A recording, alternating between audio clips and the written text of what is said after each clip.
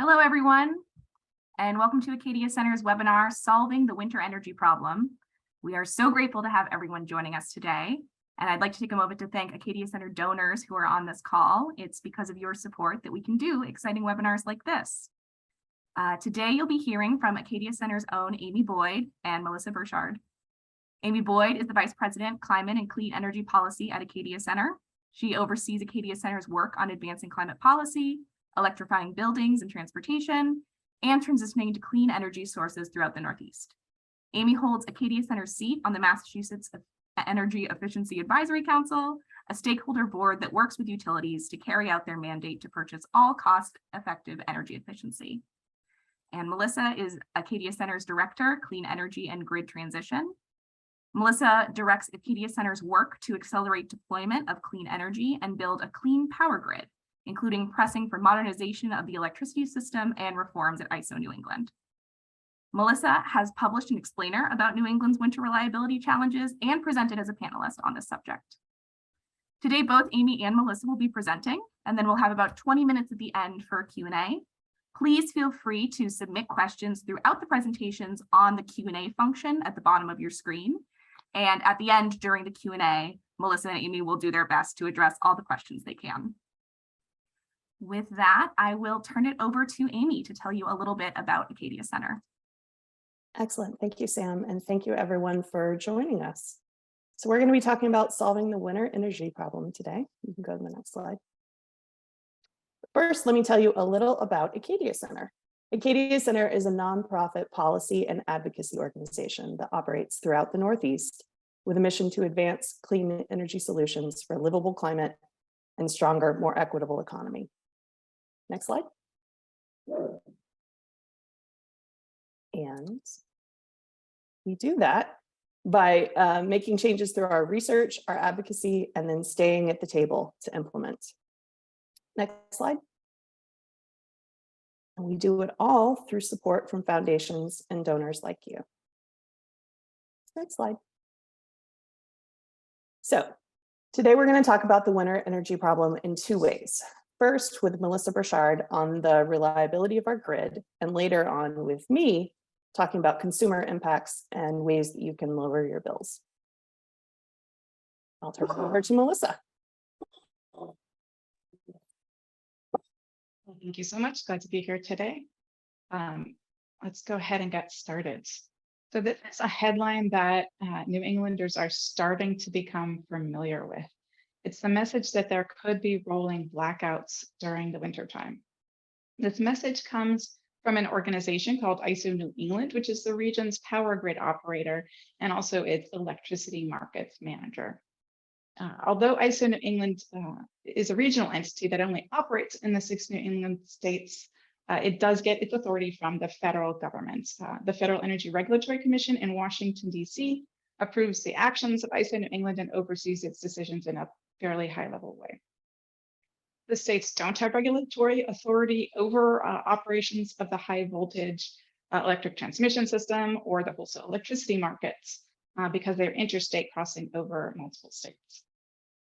When ISO New England says like this, that there could be rolling blackouts, it's talking about the possibility that it could decide to intentionally cut off power in pockets that roll across the region in order to keep the whole electricity system from having even bigger problems in the wintertime. Next slide, please. This slide shows a scale that's been developed by ISO New England as part of its annual winter outlook. The top level of the scale shows a sun to suggest mild weather. ISO New England says that if there is mild weather, like last year or the winter before that, then we're in the green, everything is fine. The second level shows a thermometer suggesting especially cold weather. ISO New England says that if there are below normal temperatures for an extended period across the whole region, then there's a possibility that some energy conservation measures could be needed, but probably not blackouts.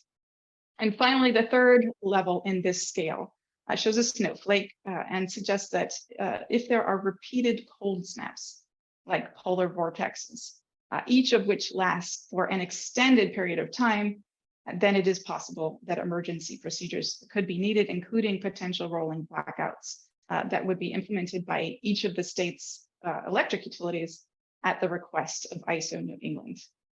The utilities have been asked to plan for this possibility in case it happens. Next slide, please. This slide and then the next slide will help us compare the region's electricity in the summertime to its electricity in the wintertime to show why there are some problems in the winter that don't exist in the summer. This is a slide from ISO New England's website, which shows the fuel mix in the summer. In most regions, including New England, the summer has traditionally been considered the season that kind of controls the planning of the electricity system the most, mainly because air conditioning used in the summer typically means that consumers are using more electricity in the summertime. Electrification is expected to change this over time, but the existing electricity system and most existing electricity systems have been planned largely around the summer and not the winter.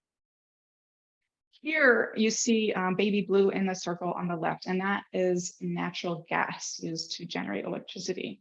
On July 13th, which just happened to be the day I created this slide, New England was using natural gas to generate 69% of its electricity. That number alone should give you pause, not just because it means the region is still using dirty fossil fuels to generate most of its electricity, but also because over-reliance on one fuel creates a serious risk. 69% is a big number, and it shows far too much reliance on natural gas, which is a fossil fuel that is not produced locally in New England and therefore is not easily at hand and has to be imported through some means. We do typically use more than 50%. Our electricity is reliant on natural gas for more than 50% of its generation each year. Next slide, please. It's a little fuzzy, so I apologize, but it is also taken from ISO New England's website and shows how much less natural gas the region uses in the wintertime, particularly during cold spells. So there are a number of reasons for this, including that gas generation doesn't always perform well in cold weather, but the top reason is that during cold weather, the region is over-reliant on gas for two things, heating and keeping the lights on. While the region has a lot of gas infrastructure in place to support this, its reliance on gas just keeps increasing, and that is creating a problem. Next slide, please. In fact, this over-reliance on gas is the crux of the winter reliability problem. You can see in this slide just a massive expansion of reliance on gas over the last 20 years for generating electricity. So this slide does show the last 20 years plus, and including burning trash, the region is still only at about 13% of electricity generated using renewable sources, if you include things like burning trash. In contrast, over the past 15 years, the region's reliance on gas to generate electricity really has skyrocketed, and recent years are no exception to this trend. As a result, we've kind of put ourselves in a box that we have to get more and more gas from someplace outside the region. And when this becomes challenging to do at the drop of a dime, when cold weather hits, we have a problem. Next slide, please. This here has raised special concerns, really raised some more red flags than usual because of Russia's war against Ukraine and the global instability that war has caused. Prices and supply issues with natural gas were already becoming a concern before the war because the pandemic and climate change were both causing uncertainty about the level of demand, as well as causing challenges with the production and delivery of fuels, including natural gas. But recently, the US has started to export more and more natural gas. You can see that in this chart because the high price that is available abroad, along with the high level of demand as Europe and other parts of the world look for stable sources of gas to substitute for or supplement what Russia might otherwise supply. As a result, during the first half of 2022, the US actually became the world's largest exporter of liquefied natural gas, or LNG. Because gas is an international commodity, When there is global instability and a rise in international demand, prices skyrocket and supply can be harder to come by. In this case, US LNG exports to the EU and UK have risen dramatically in recent months, with just a blip in the summer when there was an unplanned outage at a major export facility. Next slide, please. So because of all these factors, the states and ISO New England were worried not just about rising prices, but also the possibility that there would be a higher risk of blackouts this winter because of all these factors. As we have seen recently in cases like Texas, unfortunately, when electricity blackouts occur due to unusually cold weather and poor electric system preparedness, these outages can result in substantial loss of human life. The elderly, low-income populations and traditionally disadvantaged communities are typically hit hardest of all. Everyone is impacted. So we certainly want to avoid any kind of situation comparable to that. The New England states asked ISO New England to take a look at whether a special program could help this winter. In response, ISO New England released an analysis in July that primarily assessed whether some kind of incentive program to get more oil into the region to substitute for natural gas could help offset those ongoing issues. Although in recent years, oil has been more expensive than gas, and it has been, it's been hard to get generators to necessarily stock up on oil instead of gas because of that price differential.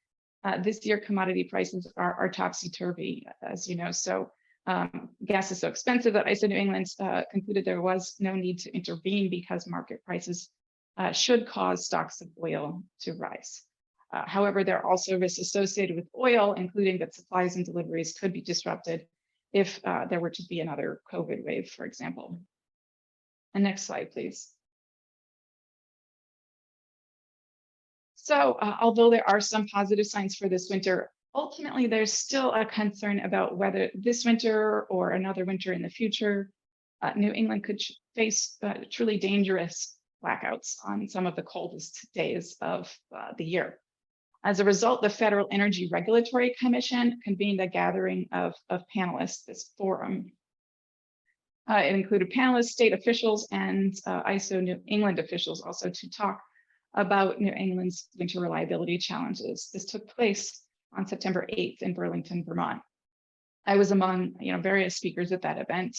Some of the questions folks were asking included, how can we solve this problem, not just now, but also into the future? Next slide, please. To help answer that question, Acadia Center worked with its partners to write and release an explainer on what clean energy solutions are available and can be brought online to address the winter reliability problem in the near term, the medium term, and also the longer term. The explainer is available on our website, and I believe it was linked to in the invitation to this event. So please take a look. Next, I'm going to walk through some of the clean solutions that we talk about that can collectively help reduce the risk of blackouts in the near term and ultimately solve the problem in the longer term. The first criteria for any solution is that it reduce the region's reliance on gas, which is too heavy and unsustainable for many reasons, including that it's contributing to the risk of blackouts. It's also causing price spikes, and it's making climate change worse instead of better, which of course also contributes to a cycle of risks and costs. The lowest hanging fruit, which could be used in the near term, is something called demand management or demand response. It can also be called active demand response, and it can be dispatchable in a way comparable to a power plant. This is a way to really manage consumer demand in smart and strategic ways to address things like reliability needs for the electric system. Now, managing consumer demand is a huge potential resource because there are a lot of consumers, but we have only started to tap into it. While this can include measures like insulation and weatherization, it really doesn't stop there. It extends to all sorts of residential resources, as well as commercial and industrial resources that are larger scale, individually larger scale. It can include everything from using solar paired with batteries to shifting the time that we do things like charge electric cars, or even using electric cars as batteries to support the grid. It can also include delaying energy intensive processes like rock crushing processes at an industrial cement making facility in order to help support the grid when the grid needs it. Next, we need to make sure we're bringing online more clean renewable energy like offshore wind as quickly as possible. Resources like offshore wind are strong in the wintertime, and they can reduce or avoid the need for fossil fuels, including gas in the winter when we need other types of energy. Energy storage is also a big part of the picture because it can help get us through all sorts of tight spots, including in the winter. Pairing energy storage with offshore wind is really a sweet spot. It's really just kind of like peanut butter and jelly, because when we pair the two, we suddenly have a resource that is strong in the winter and that can be dispatched at times of highest demand when we need it most. Finally, to have a really stable system that solves the reliability problem for good, we need a balanced portfolio of all of these things: demand management, renewable energy, energy storage. All of the clean solutions together make a portfolio that is reliable overall. And many of these solutions are already at hand or will be at hand soon. Next slide, please. It's just a heat pump hiding in the snow. Heat pumps are just a great success story and offer the region a lot of benefits. Heat pumps can help with winter reliability if we make strategic investments to shift the remaining electric resistance heat in the region to heat pumps right now. Smart thermostats can also adjust the timing and temperature of heat pumps across the region to provide an aggregated, consolidated benefit to the electricity system and avoid generation when demand is high without causing anyone to go cold. So this is a great example. Next slide, please.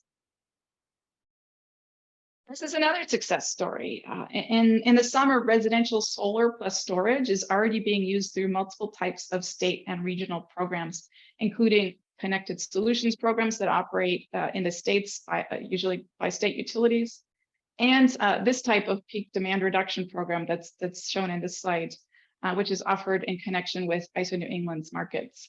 This particular program is currently used to help the electric system in the summer, and it's called a virtual power plant because when you aggregate, or as I said, consolidate solar plus storage together across a large geographic region, it ends up functioning like a power plant in that you can turn up the resource or turn it down as needed.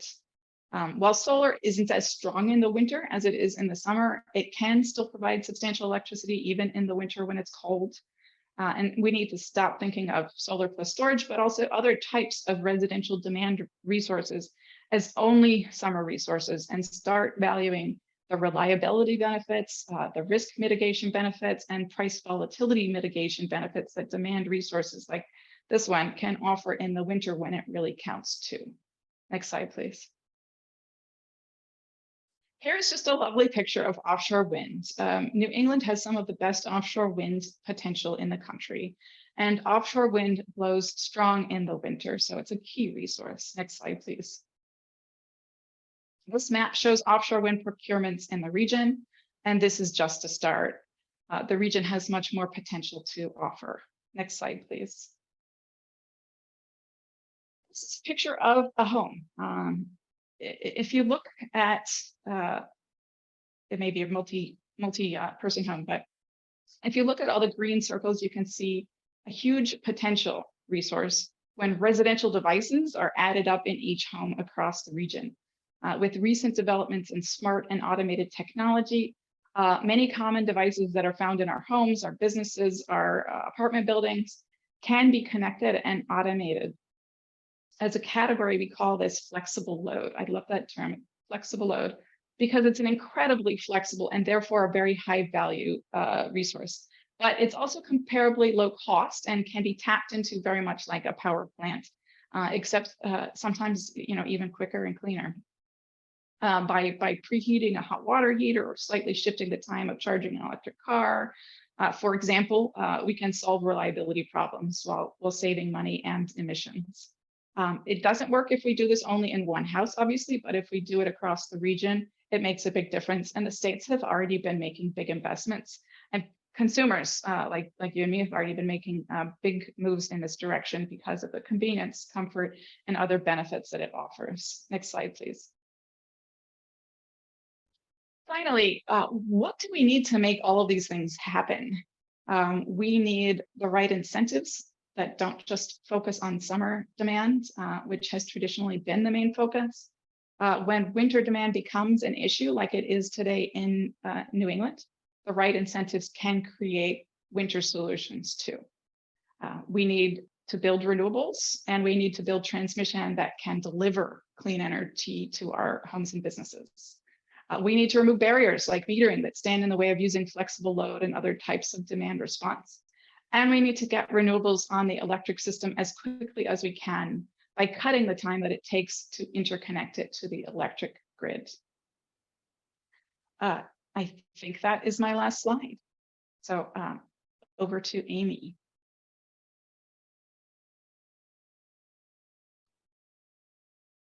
Great. Thank you, Melissa. So I'm sure you have all seen the headlines that electricity and natural gas prices are expected to increase substantially this winter. And that is because of the energy costs. If you've looked at your electric bill or even gas bill recently, it's divided into two categories. There's the energy side and the delivery side. And usually Acadia Center is really concerned about the delivery side because that's the part that keeps going up and up. But the energy costs, the energy side of the bill, is where this increase is coming from. And it's the piece of the bill on which our distribution utilities don't make a profit. They just kind of pass through their wholesale costs. So the reason behind that increase are the ones highlighted at the regional wholesale level that Melissa just ran through. And the answer to it is to get off the fossil fuel roller coaster.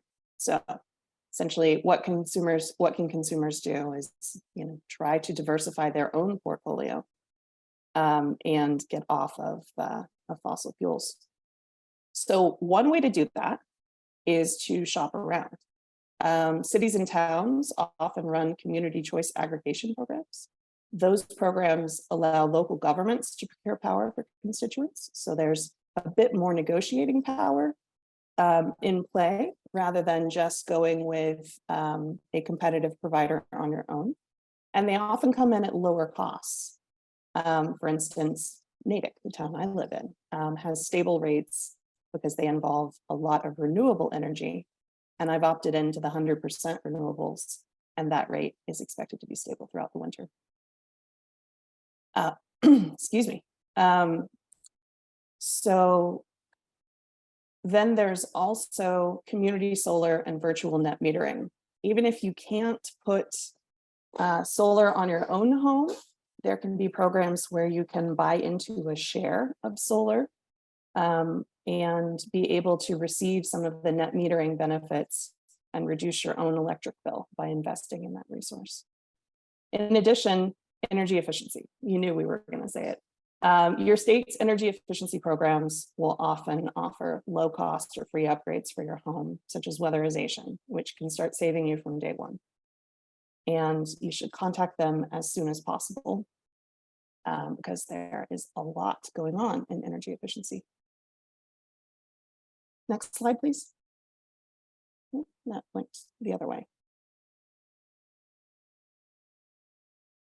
There we go. Okay, there we go. That's the right one. So then, what else can consumers do? There's also the category of getting some help with your bills. So the Low Income Home Energy Assistance Program, LIHEAP, is a federally funded program administered by the states that can provide assistance to low-income households that are seeking home energy bills. And your state may have additional resources as well. Then you can also contact your legislators to raise this issue and push for long-term solutions like the kind that Melissa laid out, but also reach out to them to ask for short-term economic relief spending packages that can help all residents. including more investments in energy efficiency and weatherization. You can also work with your utility. They often will offer payment plans to help residents struggling with their bills, but it's important to note that that protection is temporary. You'll eventually owe the full amount of the bill, unfortunately. Then there's also local charities near your municipality may offer programs that can provide assistance on energy bills. And we can also participate in the demand response programs of the type that Melissa laid out that are offered mostly in the summer, but you can encourage your utilities to offer them in the winter as well. And finally, energy efficiency, which we keep coming back to as the #1 way in which people can really take control of their energy costs because it is so effective and saves from day one. Next slide, please. So the rising energy costs are creating a true social justice nightmare because the unweatherized housing costs are astronomically higher to operate. So in this graph, we looked into how different buildings operate during the winter. All of these rates are from 2021, so they don't include the new spiking rates. But we found that the 25% least efficient homes cost 5 times more to heat and create 50% of the greenhouse gas emissions that are coming from the residential sector.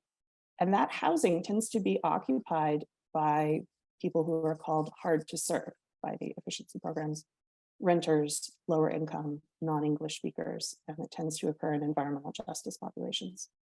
So if you'll notice in this graph, we kept all of the appliances, water heating, plug loads the same, and just varied the type of building and insulation level. Square footage is also the same. This is based in Hartford, but the same applies throughout New England. Next. So, as I was saying, energy efficiency and weatherization are not necessarily sexy, but it is essential. And this chart, which we put together to show the differences between electrification and electrification combined with weatherization, shows that electrification reduces bills, but weatherization is really what is reducing the energy burdens. So, if you'll see the least efficient home, we can save by electrifying. And if we also go ahead and weatherize it and bring it up to code, then it is substantially cheaper to operate. Next slide, please. So once we're into a more representative, normal insulated house, not these leaky houses that tend to be occupied by lower income populations, weatherization is still going to reduce your bills and greenhouse gas. But combined with electrification, it will do even more if we can electrify everything. Because gas heated homes that can go all electric and get rid of that gas monthly charge can also save that amount. We found that, again, this is Connecticut data 2021, that going all electric can save $198 per year before you even use any energy, because that's just getting rid of that gas monthly charge. It's important in doing this work to look at the whole building and to compare the whole energy costs, not just your cost of electrified heating versus gas heating. So again, we want to do both the weatherization and electrification. Next slide. So here's an example from Massachusetts of the ways that the energy efficiency programs are working to address this winter problem this winter, doing what they can. So this is from their presentation from last week at the Energy Efficiency Advisory Council meeting. And they are enhancing incentives for the moderate income population and for renters specifically, and qualifying based on census block groups, which rather than having to do individual income verification, to try to really get to this population that really has not been able to access weatherization programs, and really it would make a substantial impact in their lives to do so. And also addressing some barriers to weatherization that occur in rentals by having an additional grant that allows them to deal with things like mold, asbestos, other things that would prevent the weatherization work from happening. Next slide, please. And then also, don't forget about, garden variety efficiency.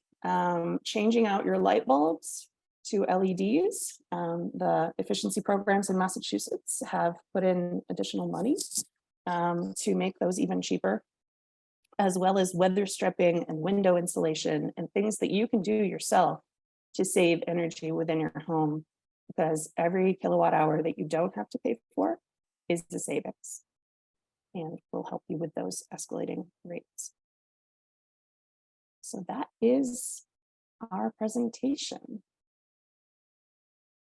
If you would like to contact us, here's our contact info, and we are happy to take your questions. Please put them in the Q&A box.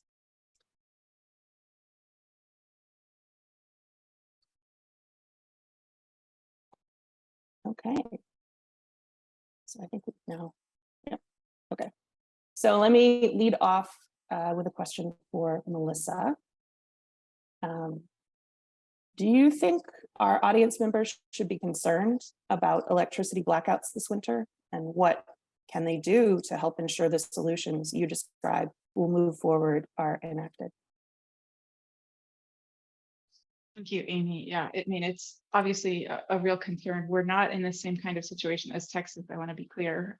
They were extremely unprepared, not connected to their neighbors, and so that was a different situation. But in terms of this winter, I'm cautiously optimistic about this winter for a number of reasons. So first of all, the meteorology models, and I'm not a meteorologist, but I understand that they are forecasting relatively mild weather. They're not expecting extreme cold in New England this winter. Second, ISO New England's analysis suggests that they think under most scenarios, the region should be fine this winter. That said, polar vortexes are never completely predictable. And unfortunately, climate change is causing a lot more weather instability in New England and also across the globe, than it did in the past. So this could mean that our predictions aren't as likely to be accurate as they were in the past. I personally think it's a smart idea in any cold region to make a plan for what you would do if the power went off. Though I understand emergencies are by their nature a little bit hard to prepare for or plan for. As far as what the audience can do to help, ensure that clean reliability solutions are put in place, I think this is an important question, and it's one that you already offered some thoughts on, Amy, and I'll just offer a few more. First, we all need to be pushing for change from our utilities. Sometimes we overlook the utilities, but we have a connection to them. We can push for change from the utilities. Also from state energy leaders and from our regional and federal energy leaders. The states have been doing a lot to lead on clean energy, but in this case, state and regional energy leaders really need to come together to figure out, for example, how to value and appropriately compensate the winter reliability benefits and price volatility benefits that wintertime demand response can offer. This is kind of an area of clean energy that crosses over the states and the regional/federal work. So they need to come together. They need to figure out how to value those things. They need to think in ways that they didn't have to think in the past, because these are new concerns and increasing concerns. And they shouldn't be waiting until the lights are about to go out to issue a sudden call for conservation. That's really not a good solution. They should be making plans to gin up as much demand response as they can for this winter, but also for coming winters, by actually offering to pay real money for that service. And they need to hear this message. So, and second, we all have to engage directly when there's a chance to get something done in our communities. Can we help our state site power lines better? Do it better and do it right by commenting early in the process, by engaging and helping to influence how things go so that we site power lines in the right places instead of the wrong places. Can we join a community choice aggregator? You mentioned this already. It's really a rising question across the region, but they're great for getting more clean energy online. Can we sign up for community solar? Can we make choices that make a change, as well as encouraging our leaders to make those really key large scale changes, policy changes? You mentioned, thank you. You mentioned so many things that people have asked about in the questions. So I'll just pick one to continue on with the topic of how we build out clean energy generation. You mentioned just now that siting is the biggest impediment to building the generation. What can we do to improve siting and to make that process go a little better? Yeah, so I don't know. I maybe siting is the biggest impediment. I don't think it's the only one. Or we really also just have more. how do we build transmission? Yeah. Right. We need to get the markets in order. We need to get our policies in order, and we need to get transmission built. So transmission is really key, not just in New England, but across the nation. For example, we're all excited about offshore wind, but in order to deliver offshore wind to where it needs to go, we need to have some power lines that can deliver it. There are ways to reduce the need for transmission, including through storage, through solar plus storage, all sorts of creative ways to reduce that. But no matter what, the clean energy transition is going to require more power lines. It's going to require us to reuse interconnection points and power lines that already exist by phasing out some of the fossil fuels, but also more and new. And part of that is because we haven't had any offshore wind in the past, and now you have to connect it. We are advocating reducing on-land impacts for transmission for offshore wind, for example, by doing some of the planning and building of transmission offshore in the water. And that would also help us to connect to our neighbors even better, which further improves our access to clean energy, but also our ability to rely on other folks when there are weather events here. So really planning a great offshore grid can help us in a lot of ways and eliminate some, but not all of the challenges that we've had with siting on land. We still need to site on land. And so what needs to happen is people need to think in a different way. It's not okay anymore to make a plan and then put it in place and then announce it and tell people and ask for their comments at that point. That doesn't work. So we need to make sure that at the state level, at the regional level, at the federal level, we're all engaging with communities, including environmental justice communities, but also other impacted communities early on. And so, as you know, Amy, Acadia Center has worked with its partners, primarily through the coalition called New England for Offshore Wind, to recently put out what we call the basics of principles that you need to follow in order to get transmission, siting, and development done right. And those transmission principles, which you can read on our website or on New England for Offshore Wind's website, really go into the question of how do we provide benefits to communities? How do we avoid impacts to communities? How do we keep communities engaged early on and throughout the process so that we can get it done? Because we all need to realize that transmission is a key part of the solution. Yeah, it definitely is. So what leverage can the states have on ISO to make them do a better job, promoting wind energy and transmission? States have a huge amount of influence. Unfortunately, their role at the regional level is not traditionally as strong as it should be in terms of there's a stakeholder process that ISO New England goes through to make decisions, and the states technically have no vote in that process. But the Federal Energy Regulatory Commission has recently kind of tried to back the states up. I think there's a transmission planning rulemaking right now, for example, at the Federal Energy Regulatory Commission that is examining how transmission planning can be done to better integrate state policy on things like decarbonization, consumer cost, environmental justice. Those state policies need to be integrated into all of the planning of our transmission system, planning of our markets, the designs of our markets.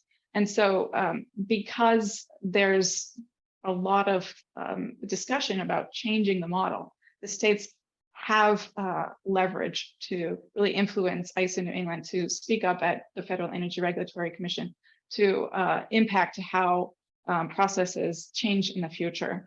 But in addition, there are some really interesting things that the states are doing kind of outside of ISO New England processes, including right now there is a request for information for transmission for offshore winds that all of the 6 New England states are engaged in that, but only 5 of them, not Vermont, are officially participating in the RFI. Vermont is a landlocked state, but can still participate actively in this kind of regional planning, which will ultimately affect their energy resources and their future too, right?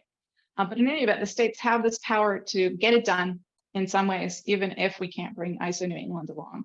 And so that's what we're seeing right now. We're seeing the states trying to get it done. We're seeing them hopefully trying to change things at ISO New England. I think they need public support for that. So I hope that everyone can continue to put pressure for change in the right direction. Definitely. So you mentioned FERC, the Federal Energy Regulatory Commission, and the need for leadership at the national level. Is FERC engaging on the issue of winter electric system reliability in New England? And if so, what can we expect from them? Right, yeah. So one of the slides was about this forum that happened, and you might be asking, well, the forum happened, but actually, what came from it? What's next? So there is right now a docket open. It's still under the forum, so it's just examining this one question of, what do people think about winter reliability? What kind of solutions could we look at? Should the Federal Energy Regulatory Commission be directing ISO New England to do something different? Should it be working with the states more closely? What needs to change in order to actually address this problem so that we're not having a Groundhog Day scenario where every single year we hear this warning, we see this warning, and we think, oh my God, if we get a few polar vortexes, I could end up, my family could end up being cold this winter. So FERC is still looking for the right way to engage. I'm optimistic that they want to support and complement what the states are doing and trying to do. The states don't have the same access to information that ISO New England does, so it really has to be a collaborative effort there. And to date, the ISO New England markets and its decisions have actually been very contrary to state policy in a lot of ways. And that's created unnecessarily delays and problems bringing the clean reliability solutions that we need online that could be helping. Granted, there have also been other sources of delay, some of them federal, some of them citing various unfortunate delays that really have caused problems. FERC is, as I mentioned, accepting public comments on winter reliability and what people think the real solutions are, what their concerns are. I believe the deadline for those comments is November 7th. The Federal Energy Regulatory Commission also established a new office called the Office of Public Participation. And that office has offered to help people file comments in that docket if they need any kind of assistance. So you can reach out to them. It would be great for the commissioners to hear the message that we need clean reliability solutions now and in the future that match with state policy on decarbonization, consumer costs, and also environmental justice instead of kind of obstructing those state policies, which honestly, a lot of ISO New England's practices have been obstructing those state policies. And instead perpetuating the region's over-reliance on gas, which is kind of where we find ourselves today. And ISO New England is taking some steps, including taking a look at how it values natural gas's generating capacity and whether that capacity needs to be, whether the value of that capacity needs to be adjusted because it is not performing as well as one would hope.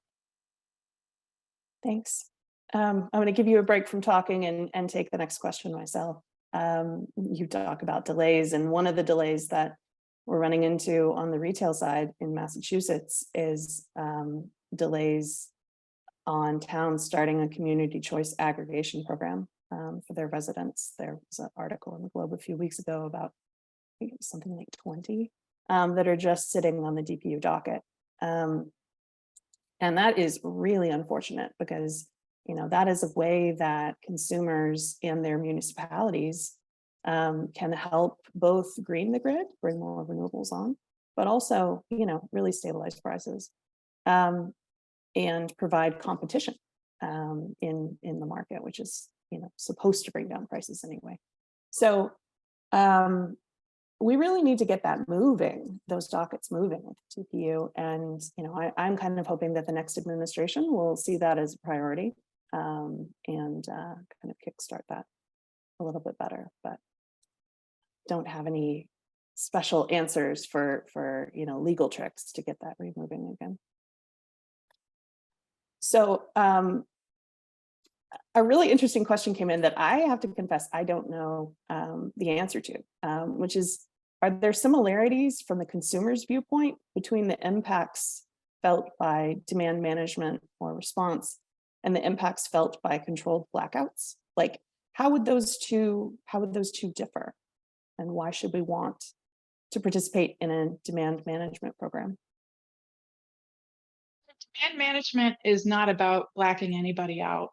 It's about making sure that we all have access to the energy we need.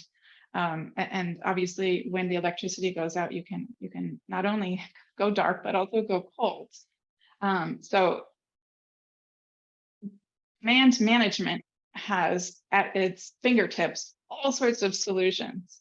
As I mentioned, some of them are residential, some of them are consumer and industrial, some of them are things that are really simple, like adjusting how many elevators are running in a large building. Some of them are a little bit more technologically complicated, like aggregating solar plus storage so that they all are automated. So what Sunrun and other folks do is they have an automated process where they send your system a message when an RTO like ISO New England, someone like ISO New England calls on them, and it just kicks in. And so those types of practices are not invasive, not harmful. They actually pay consumers to participate in those programs. So not only do you get the benefit of reliability, clean energy, you also get paid if you're participating. And there are some that affect your thermostat. Right now in the summertime, for example, there are folks all over the region participating in air conditioner programs where it adjusts your air conditioning just a little bit. And some programs can pre-cool your home and then you turn it down a little bit later so it doesn't actually change the temperature in your home. Some programs encourage you to turn it down just a little bit, or turn the heat up, but turn the air conditioning down, whichever way you want to put it. Exactly. So that you do feel a 1 or 2 degree difference, but it's not at all comparable to having your power go out or your heat or air conditioning completely go out. So there's really tiny modifications. Some of them are actually not noticeable and make no impact, and others have such a small impact. But when we aggregate them, and that's really kind of the key issue here, because there are literally millions of consumers, when you consolidate all that benefit together, it turns into something like a virtual power plant, something similar to that really allows us to have a big bang for our buck with really minimal impact. Definitely. And I think it's important that the consumer also stays in charge of that. That, your temperature is going to get adjusted, or that you're going to get called on to run fewer elevators or something, rather than it being a blackout where the consumer has no control at all. So you've spoken on this a bit already, but could you, and I mean, I'll answer this one too a little, expand a bit more on what you see as the greatest obstacles to ramping up this demand management? And is there any changes at ISO that would be helpful here?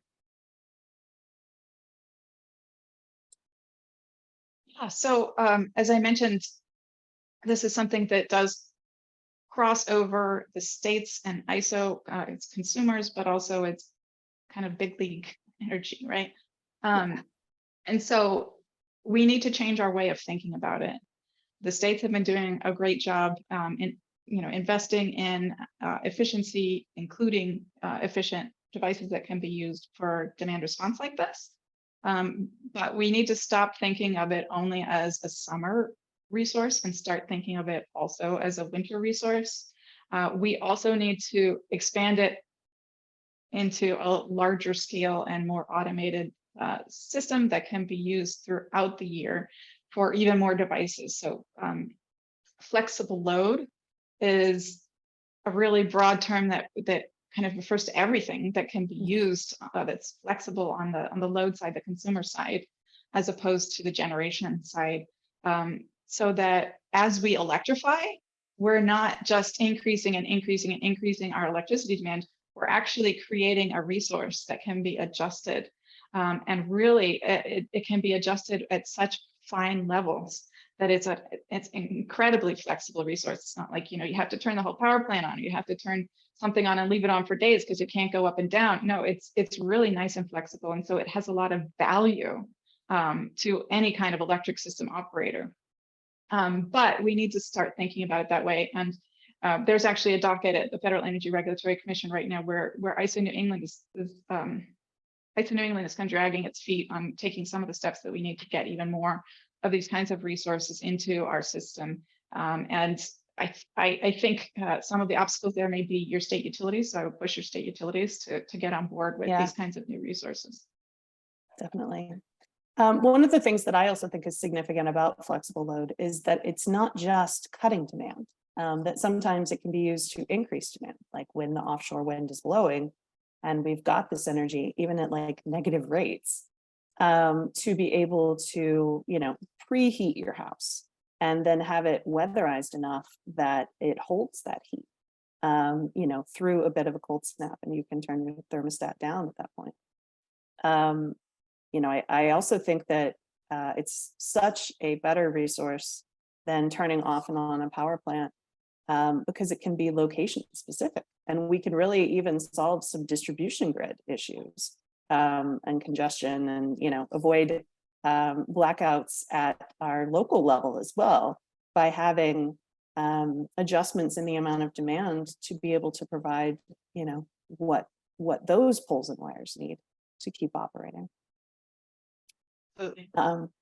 Definitely. So I want to thank you all for joining us.